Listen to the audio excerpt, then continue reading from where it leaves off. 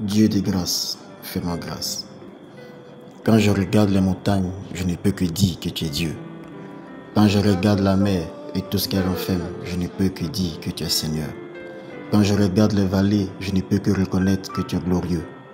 Quand je sais que la terre est suspendue dans le néant, je ne peux qu'être émerveillé par ta gloire.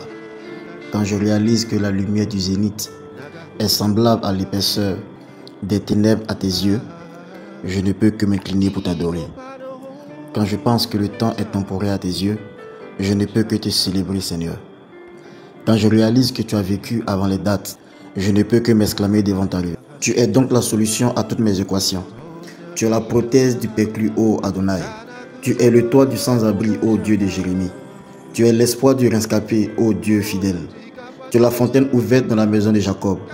Pour ceux qui marchent en plein désert, tu es l'étoile d'orientation.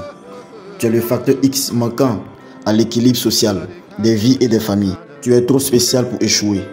Tu es trop grand pour perdre. Tu es trop fort pour manquer.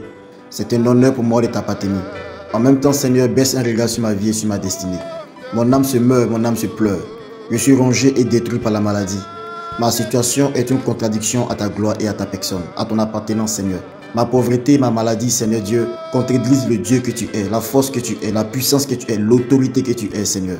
Si mon père ou ma mère, mes amis et connaissances pouvaient me sauver, il y a longtemps ils l'auraient fait. La seule personne qui puisse me sauver, c'est toi. Seigneur, alors sauve-moi.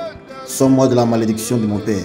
Sauve-moi de la malédiction de ma mère. Me laisser dans cette situation, Seigneur, est une entorse à ton sacrifice à la croix pour ma vie et pour ma destinée.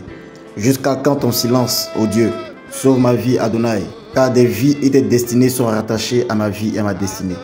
Des innocents marchent à ma suite et espèrent en moi, ô Dieu. Apparaît dans la fournaise là où je me trouve, ô éternel Père. Viens fermer la gueule des lions qui ont veulent à ma vie et à ma destinée. Pourquoi la maladie de ma famille? Pourquoi la maladie de mon foyer? Pourquoi la maladie chez mes enfants? Pourquoi la maladie chez mon épouse? Pourquoi la maladie même de mon corps? Seigneur, viens à notre secours, Seigneur. J'ai secoué la poussière de mes vêtements, rien n'a changé. Cet adversaire est fort, Adonai, mais je crois en ta puissance. Père, viens à mon secours. J'ai la victoire en ton nom et dans ton sang. Je refuse la sentence du diable pour ma vie et pour ma destinée. J'annule tout projet satanique établi dans ma vie et dans ma destinée par le diable.